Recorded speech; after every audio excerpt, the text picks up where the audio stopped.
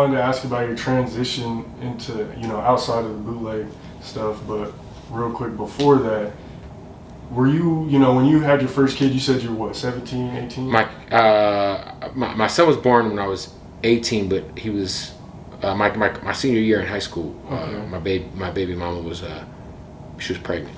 Okay, so were you worried at the time, like, oh, I'm not going to be able to pursue my career, or did that just add extra motivation for you to keep pursuing your career? I never was worried. I don't know. There was a few times where things got super rough, Right. where, I was like, damn. Because I was working for free at the radio station, and even when I was getting paid, it was nothing. Right. So yeah, there was probably like a time or two where things got super shaky. But that shit happens, you know what I'm saying? So it's like, it's just how you deal with that shit. Some people will take an opportunity, and if there's not any monetary gain attached to it, they'll pass on it. And I did the opposite. Right. I was wherever I could be at. I was always in the mix, even if I wasn't getting paid. Most of the time I wasn't getting paid. And when things got rough, it got rough. It sucked. It was stressful, but I figured that shit out. You know what I mean? Like, I had no other choice. So, but yeah, no, there were some times like when my kid was like a baby, where, I was like 18, 19, just trying to figure out being an adult while trying to work at a radio station for free while still trying to make money, you know what I mean? So, yeah, no, there were some tough times, but I don't think I wavered really, to be honest. I just always was just like, I don't know, I mean, it's probably the gift and the curse about me as a human is like, I'm kind of like a fucking machine in the way that I think. Yeah. And, yeah, it sucks, but it's great. Right. Sometimes, you gotta have that mentality, and I've just kind of adapted to that for the most part my whole life. What's, some of the pros and cons to having that mentality? Because I read a book, Think and Grow Rich, and one of the main points in that book is not doing everything for money. Obviously, you want to make money, and that's kind of the long run.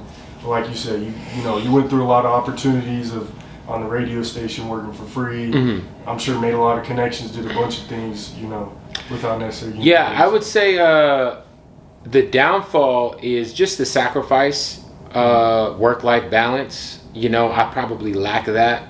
I'm always working. I could probably do better at, and I've done better recently. But I would say like when I was like 24, 25, 26, I was outside at all times. There was like no opportunity or situation in which I was not present. If I was in Phoenix, if I was in Vegas, wherever I was doing radio at. So, with that, you miss out on quality time with your family, quality time with your girl, But, hey, man, it is what it is. You got you where you are today. Getting to it, man. Yeah. At the end of the day, like, you gotta, I always say this, like, if you are able to take it, like, you never know when your opportunity will dry up. Mm-hmm. So, like, right now, things are going great. I have so much shit going on that, outside of, like, what everyone else, obviously my podcast is doing well, my radio show is doing well, but just outside of that, I got so much other shit going on that, like, it's like, man, shit's going great. I gotta get this shit while I can, because, hey, who knows in 5 years if, who knows, man, God forbid I get into an accident or something crazy happens, or, I don't know. You just never know. Right. So it's like, yo, I'm getting it right now, so I gotta get it to the fullest extent, and sometimes, certain things are sacrificed, and it's unfortunate, but it's necessary. Right. Okay. For me, it is, Yeah.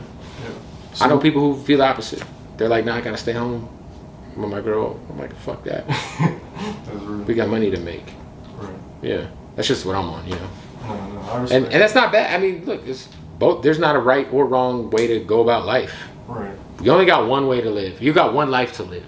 So it's like, I might be doing it the wrong way, because maybe the shit that I'm worried about really ain't what matters when I'm 80 years old and I look back. I don't know. You know. So.